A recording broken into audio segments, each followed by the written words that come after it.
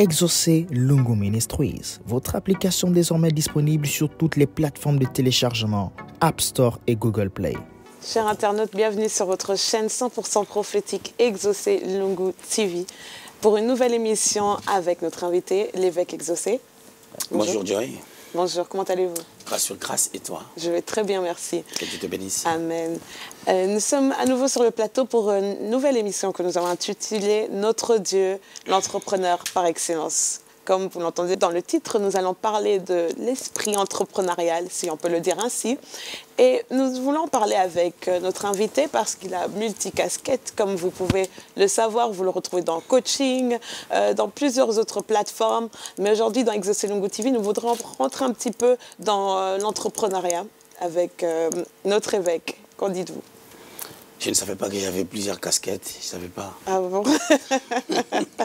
on a pu le deviner de par votre parcours que vous avez partagé avec nous à maintes reprises sur le plateau. Alors, grâce à Dieu. Amen, amen. Alors, notre Dieu, l'entrepreneur par excellence, de premier abord, vous êtes d'accord avec moi que Dieu a un esprit entrepreneur? Exactement. Dans la profondeur, lorsque on regarde sa personne dans une profondeur assez particulière, on peut dire ça. D'accord. Est-ce que vous pouvez dire que dans la création, on peut voir comment est-ce que Dieu, comme les entrepreneurs, on sait que ce sont des créateurs, normalement, de base. Ils créent des emplois, ils créent, certains peut-être se lancent dans la création d'un produit, d'autres peut-être se lancent dans des produits ou des services qui existent déjà. Mais la base de l'entrepreneuriat, c'est quand même la créativité et l'innovation, n'est-ce pas? Exactement, c'est la base de l'entrepreneuriat, c'est la créativité, c'est l'esprit créatif, déjà qu'on essaie de mettre en exergue. Moi, je n'aimerais pas aller au commencement, je voudrais peut-être prendre la marketing de Dieu. Vous savez, dans l'entrepreneuriat, il faut s'aimer, il faut perdre quelque chose afin d'obtenir, c'est-à-dire afin d'avoir de bénéfices. Il faut qu'il y ait un capital. Exactement. Alors Dieu a fait de Christ un capital, il a s'aimé. Il est mort, il a disparu, la récolte, c'est tous les chrétiens du monde entier. Waouh, waouh, puissant. Oh. Voilà. Je pense que vous donc, expliquer. par cet aspect déjà, on peut comprendre que la volonté de la rédemption vient du Seigneur qui envoie son Fils, qui dit dans Hébreux au chapitre 10, 5 à 7 que non, tu m'as formé d'un corps, tu m'as donné un corps. C'est-à-dire, ça c'est la marketing de Dieu, c'est les capitales de Dieu, le Christ est les capitales de Dieu. Il a été sémé à l'humanité, comme j'ai dit, et nous tous, nous sommes devenus des enfants de Dieu. Il y a des milliers de chrétiens. Donc c'est le profit de Dieu, les chrétiens. Voilà donc. Et si on peut ramener cette pensée dans la dimension de l'entrepreneuriat, il y a d'abord une idée qui est sémée avec foi. Une idée qui est sémée avec foi, sachant que ce n'est pas facile. Christ est mort avec beaucoup de difficultés. C'est comme ça que pour ressortir quelque chose, il faudrait vraiment beaucoup d'intelligence, beaucoup d'énergie. Comme dirais-je, ça se passe par la souffrance, mais ça va enfanter quelque chose.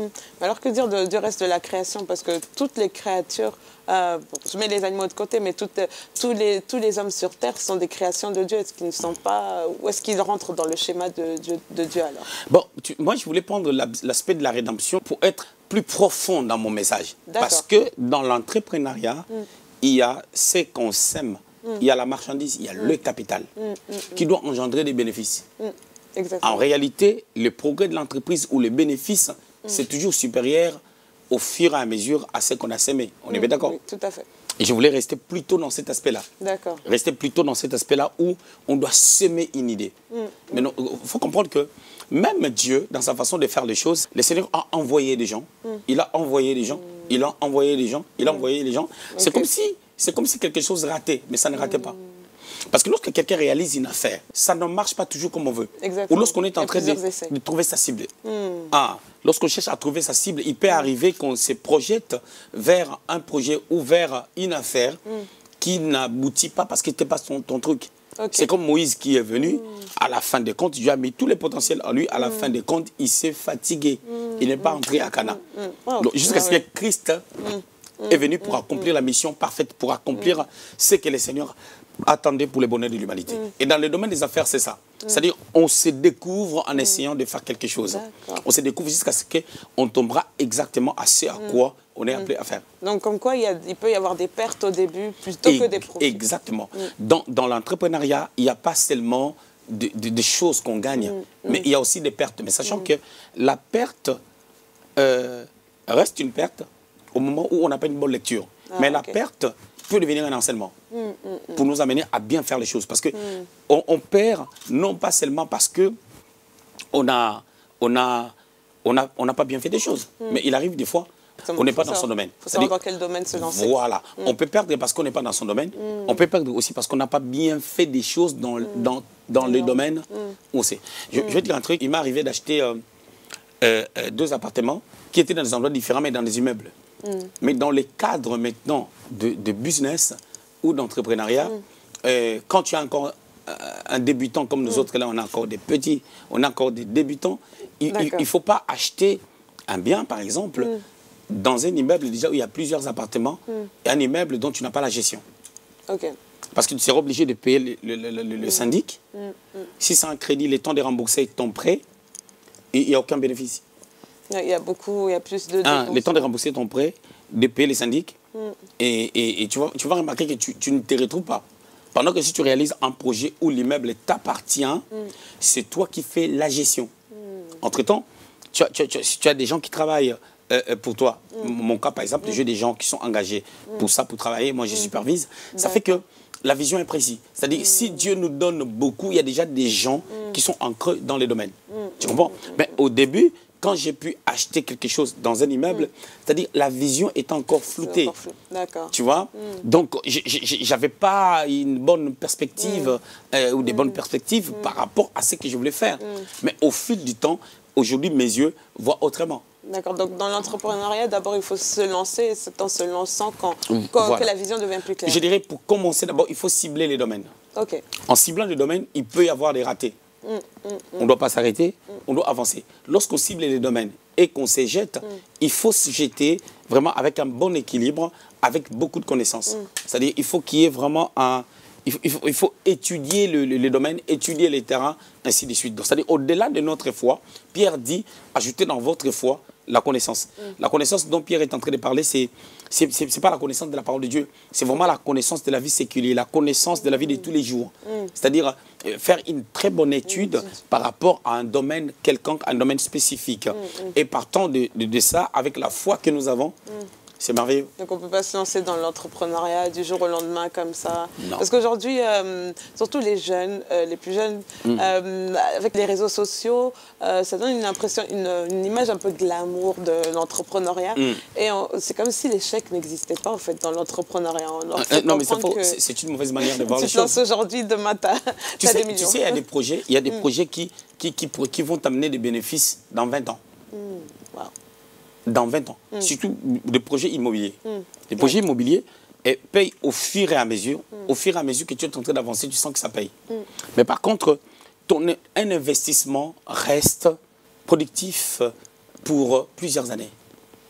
C'est-à-dire, tu peux mourir, ça continue à produire, surtout dans les domaines, par exemple, d'immobilier. Il y a plusieurs domaines dans la vie. Je connais un tout petit peu les domaines d'immobilier. Tu vas sentir que c'est quelque chose qui demeure parce que la terre ne s'abîme pas à moins que les seigneurs reviennent. Tu vois, la terre ne s'abîme pas. La terre est toujours productive. Donc c'est ça déjà la réalité. Mais beaucoup de jeunes se lancent dans des domaines. Il y a une chose que j'aimerais quand même dire. Lorsqu'on se lance dans un domaine quelconque, tu peux avoir l'idée. Tu peux avoir l'idée de la chose, tu peux avoir même des moyens de faire quelque chose, mais il faut la connaissance. Je reviens à ce que je disais tout à l'heure. Mais dans la connaissance, je n'aimerais pas dire que nous tous, on aura la connaissance dans tout. Ou sur tous les domaines. Non. Il faut aussi... Tu peux travailler avec une personne qui a la maîtrise. Ok, ça s'associe à... C'est-à-dire, au jour d'aujourd'hui, demain, j'avance dans ma vie et que je vais faire une banque. Et je dirais que pour le faire, j'ai une de mes filles qui travaille dans la finance déjà. Elle a des connaissances dans ce domaine. Je ne vais pas laisser les ministères pour aller faire des études de la finance. Je vais m'appuyer sur elle. J'ai l'idée, j'ai peut-être les capitales. Je n'ai pas ça aujourd'hui. Voilà, c'est une vision parce que tout commence par une vision. Si j'ai le capital et tout, mais il faut l'intelligence dans ces domaines-là. Oui, quand vous parlez, je pensais à un exemple dans la Bible, Moïse, Dieu lui a donné la vision du tabernacle, mais il devait s'associer à des personnes, parce que ce n'est pas son domaine. Exode 31, 1 à 2, parce que le tabernacle devait être construit, le tabernacle devait être fait. Et par ricochet, il faut des gens qui ont la capacité dans ces domaines-là. Tu vois? Donc ça, c'est quelque chose de très important. Et ces gens-là, il faut les cibler, il faut peser leurs compétences, ainsi de suite. Ça, c'est très important. Pour revenir à notre Dieu, qui de base est entrepreneur, il a tellement de facettes, mais aujourd'hui, c'est la facette qu'on veut explorer. Est-ce qu'on peut en découler que chaque homme créé par Dieu est entrepreneur de nature?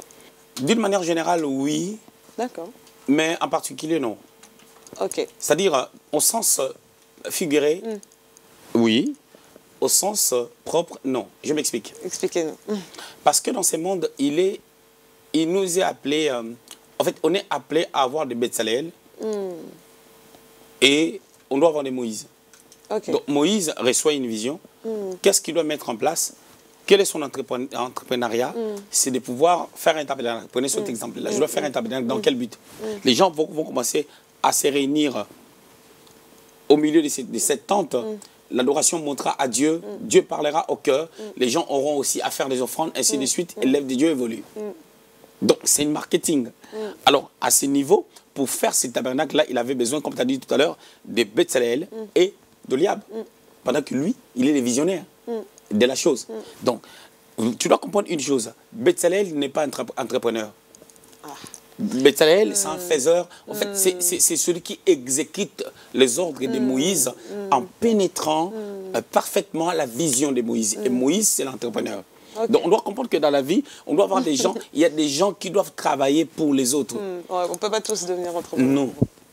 Voilà. Dans les sens figurés, ça fait que tout le monde doit avoir l'idée de faire. Parce qu'entreprendre veut dire faire. Ouais. On peut faire, mais en exécutant les ordres du supérieur. Et on peut faire aussi en exécutant les ordres de ta vision. Okay. Tu as une vision que tu essaies d'imprimer. Pour revenir, parce que pour éviter que... Parce que chacun a peut-être une autre définition de l'entrepreneuriat. L'entrepreneuriat, selon vous, comment vous le définiriez? Je définis l'entrepreneuriat comme la capacité de pouvoir mettre en exergue, premièrement. Deuxièmement, mettre en valeur. Troisièmement, ramener d'une manière palpable ce qu'on ne voit pas. Mais ce que toi, tu as vu, ce que tu as perçu. Une vision, on les met en place. Maintenant, il y a tout un mécanisme à mettre en place par rapport à ça. Et ça va au fur et à mesure, la croissance est au fur et à mesure. Ça demande 3 choses. Premièrement, la connaissance de ta vision. La deuxième des choses, l'équilibre dans ta vision.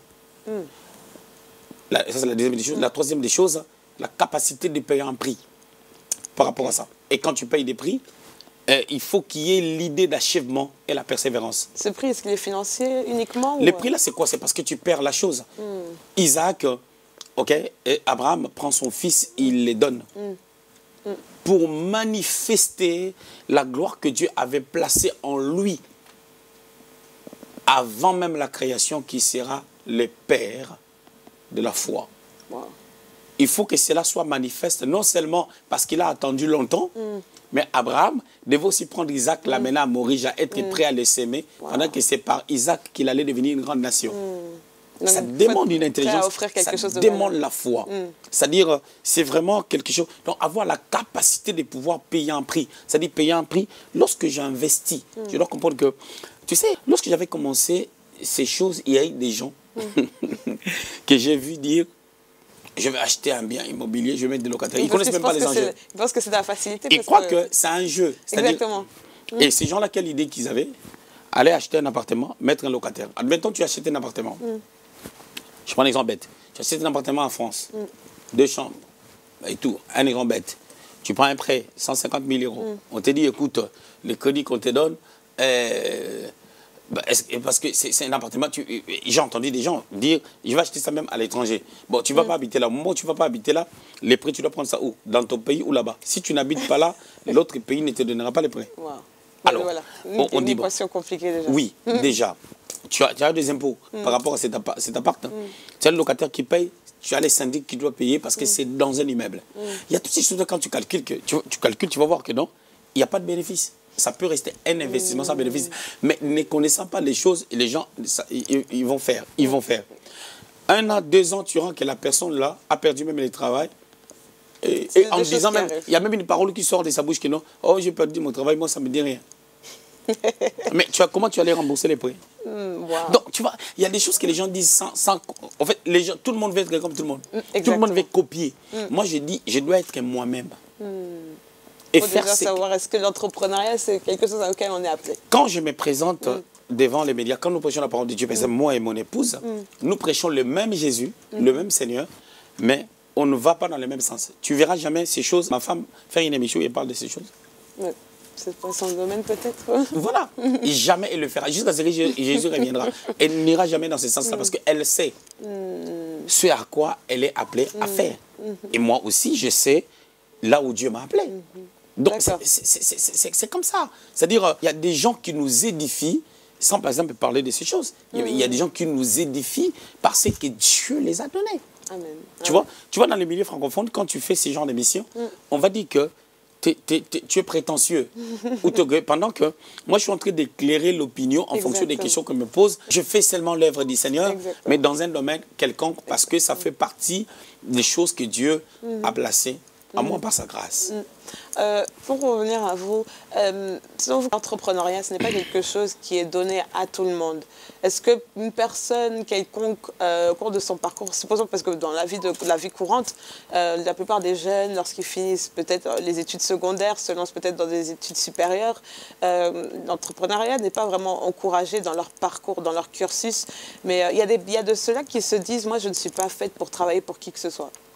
Parce que ça veut forcément dire qu'on est entrepreneur. Tu sais que tout le monde peut dire tout. Tout le monde peut dire tout sur sa vie, mais est-ce que c'est la vérité?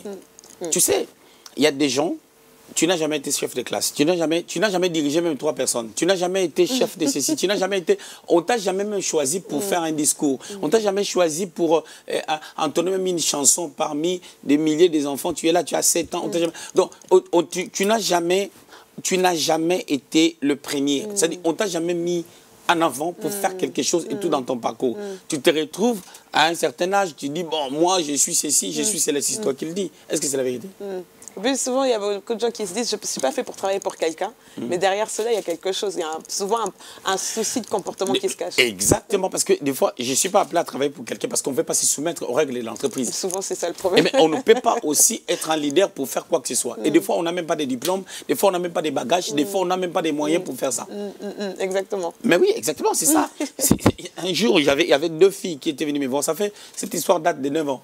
Okay. Et 2 filles sont venues me voir pour dire que non, nous voulons faire une entreprise. Mais je me suis moqué. J'avais envie de m'asseoir par terre pour se moquer. Parce que pour savoir que vous voulez faire une entreprise, j'ai dit, ok, vous voulez faire une entreprise dans quel domaine? Elle m'a présenté le domaine. Et j'ai dit, bon, quel est votre capital? Combien vous avez? Des questions concrètes. Elles m'ont dit qu'elles n'ont rien. J'ai dit, vous êtes des folles. J'ai rigolé tellement. Et j'ai rigolé tellement ces jours-là, j'ai même perdu 2 points dans mon permis de conduire parce que j'avais fait l'excès de vitesse parce que j'ai rigolé. J'ai roulé, j'ai rigolé tellement.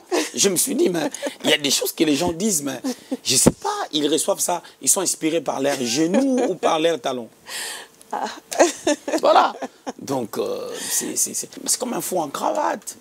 C'est comme quelqu'un qui aime les luxes, mais qui aime des voitures de luxe. Mais qui n'a même pas un permis. C'est chaud. Tu comprends un peu? Qui n'a même pas un permis européen. Tu vois, c'est le permis déjà est bricolé. Donc, tu vois, quelqu'un aime telle chose, mais... chrétien. La foi ne veut pas dire se mettre dans une position que tu n'as pas. La foi, c'est faire confiance à Dieu qui inspire, qui nous instruit. Et vous avez dit quelque chose d'important tout à l'heure, savoir qui l'on est.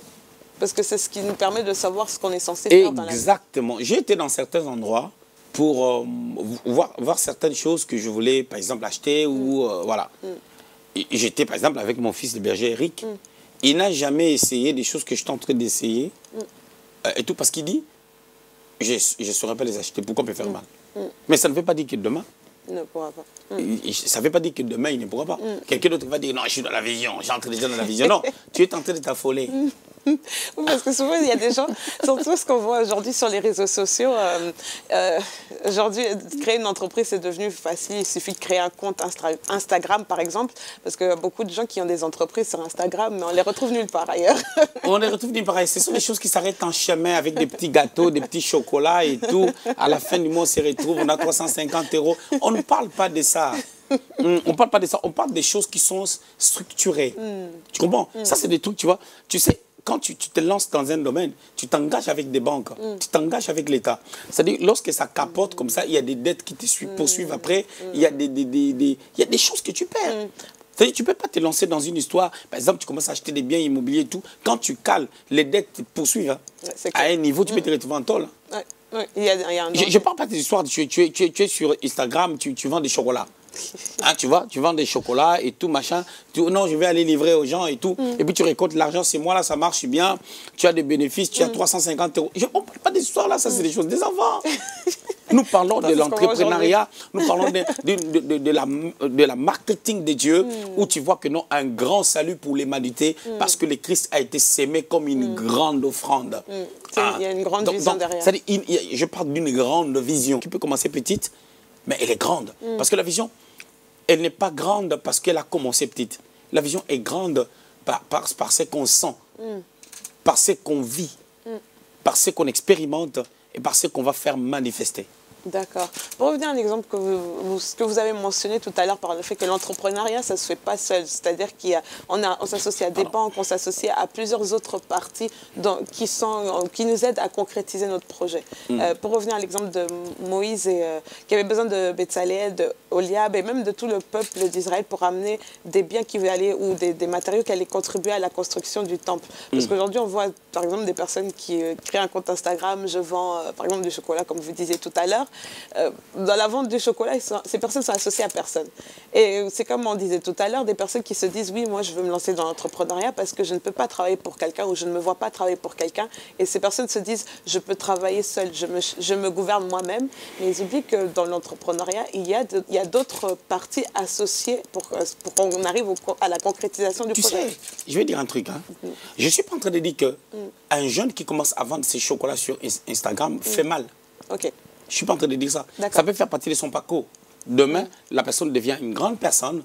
Il commence à expliquer que je suis passé par des chocolats, je suis passé par des boutons, je suis passé par des épingles que je vendais, je suis passé par telle chose, regarde, ça m'a amené là. Toutes ces choses, lorsqu'on les fait bien, lorsqu'on a l'intelligence de ce qu'on est en train de faire, c'est cette petite entreprise de chocolat de 350 €, ça peut devenir une grande entreprise de 350 millions. Ok. Tu comprends un peu? C'est-à-dire, le problème, c'est la vision.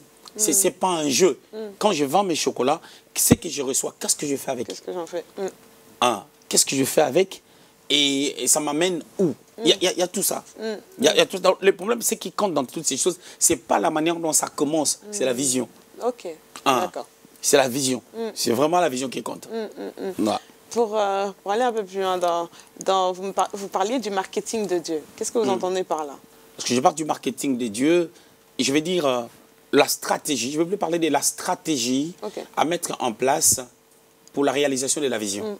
C'est-à-dire, j'ai la vision. Je sais ce que je dois faire, mais une stratégie à mettre en place. Moïse l'a fait, Dieu l'a fait. Dieu l'a fait en envoyant Jésus. Stratégiquement, il s'est dit, pour envoyer Jésus, c'est le Fils de Dieu, il est dans les entrailles de Dieu, c'est Dieu lui-même. Qu'est-ce qu'il doit faire? Il doit venir comme un homme. Tu vois? Ça, c'est vraiment, c'est la stratégie. Il doit venir comme un homme. Pourquoi? S'il vient comme un ange, on ne l'écoutera pas. On va dire qu'il n'est pas un vrai modèle. Il devait venir comme un homme.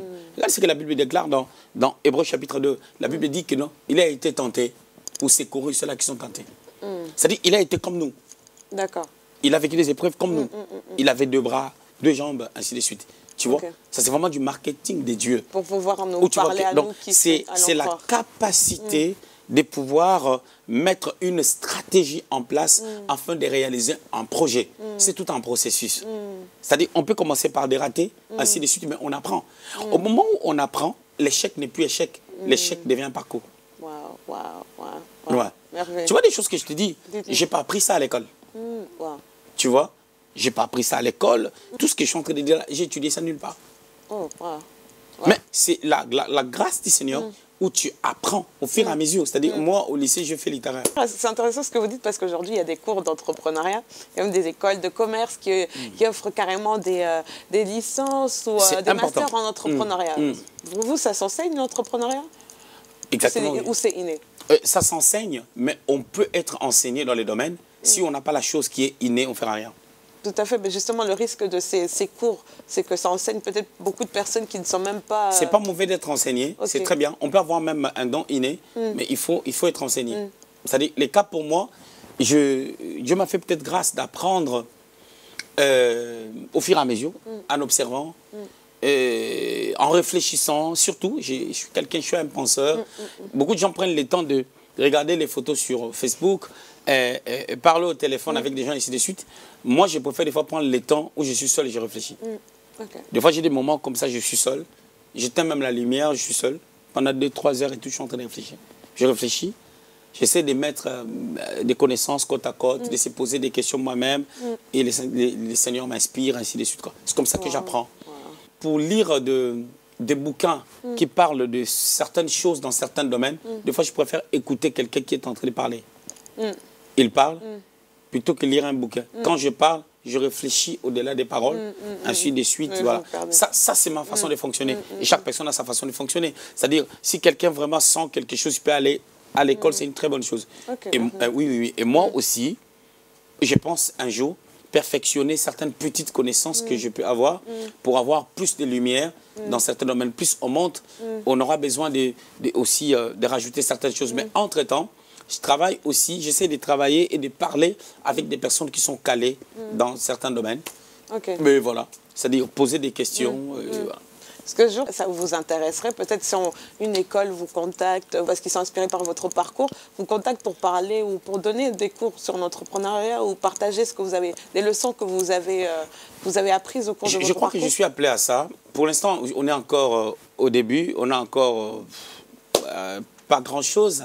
Mais demain, je crois qu'avec la grâce de Dieu, on va aller à un niveau par la grâce de Dieu, selon certaines promesses que le Seigneur nous a faites et la petite intelligence que le Seigneur essaie de nous donner. Je crois que demain, on sera peut-être capable de pouvoir apporter quelques petites lumières que le Seigneur nous a montrées. D'accord. Ouais. D'accord. Ça va venir. Pour conclure, parce qu'on est bientôt à la fin, mais est-ce que vous, ça vous intéresserait, par exemple, parce qu'il y a des personnes qui ont des mentors dans l'entrepreneuriat, dans les affaires, peut-être peu importe l'âge, hein, je pense que c'est peut-être souvent au début de leur parcours, qui font appel à des mentors. Est-ce que vous pensez que c'est quelque chose qui est utile? C'est quelque chose qui vous intéresserait, vous, d'être mentorer quelqu'un? Non, mais c'est important. Moi, j'essaie de donner quelques conseils aux gens. Par exemple, mon ami, l'apôtre Alidor, par exemple, il réalise des affaires dans un domaine, qui est aussi très important. Et c'est toujours la terre. Il essaye de travailler la terre, ainsi de suite. Et il a une entreprise en Angola. Il y a des choses que j'entends, qu'il parle et tout, ainsi de suite. Il y a des choses aussi, je le partage. Quelques petites lumières que j'essaie de voir dans les domaines du mobilier et tout. On se parle, tu vois que c'est enrichissant. C'est-à-dire quand on se parle, nous deux, on ne parle pas seulement du ministère. On ne parle pas seulement de l'église.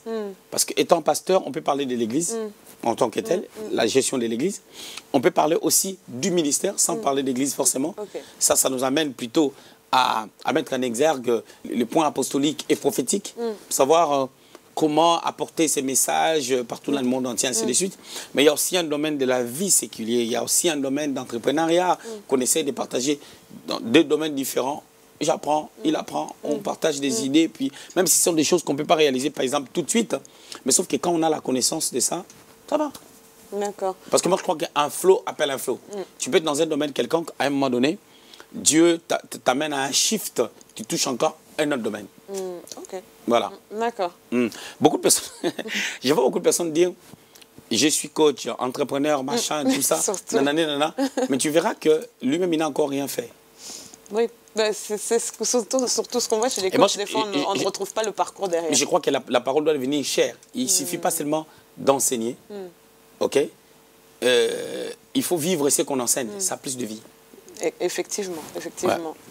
Ouais. Raison pour laquelle moi, au jour d'aujourd'hui, avec ma petitesse, je ne me permets pas de dire je suis coach, je vais aller instruire les gens, le coaching, machin, tout ça. Je préfère faire d'abord un parcours. Je suis des gens dans ces parcours et on va voir comment est-ce que la grâce de Dieu va nous aider. Amen, amen. Pour conclure, je donne une dernière question. En tant que pasteur, est-ce qu'il est important d'avoir ce côté entrepreneur également? Est-ce que ça aide pour la direction de l'Église? Je ne peux pas dire que c'est important, mais chacun a son appel. Ok. Chacun a son appel. Chacun a la manière dont le Seigneur les conduit. Si c'est important pour moi, peut-être pour une autre personne, ce n'est pas important. Chacun a sa mission, chacun a son trajectoire. En fait, c'est Dieu qui nous appelle et nous devons seulement découvrir ce à quoi nous sommes appelés. Au fil du temps, ça vient au fil du temps. Au fur et à mesure, on grandit, on apprend des choses. D'accord, parfait, merveilleux. Est-ce que vous auriez un dernier mot pour conclure? Un dernier mot, je dirais, Jésus-Christ est le même, hier, aujourd'hui, éternellement. Nous avons tout pleinement en Jésus-Christ. C'est question de le faire valoir et par la grâce de Dieu. Voilà. Amen. Que le Seigneur nous bénisse. Amen. Merci beaucoup, évêque. C'est sur ces mots que nous parvenons à la conclusion de notre émission. J'espère qu'elle a été richement édifiante pour vous. Vous pourrez retrouver notre émission dans notre application Exaucer Lungu Ministries que vous retrouverez dans l'App Store et dans Google Play. Vous pouvez également liker notre page sur Facebook Exaucer Lungu TV et nous nous retrouverons très bientôt sur notre chaîne. Que Dieu vous bénisse. Exaucer Lungu Ministries, votre application désormais disponible sur toutes les plateformes de téléchargement, App Store et Google Play.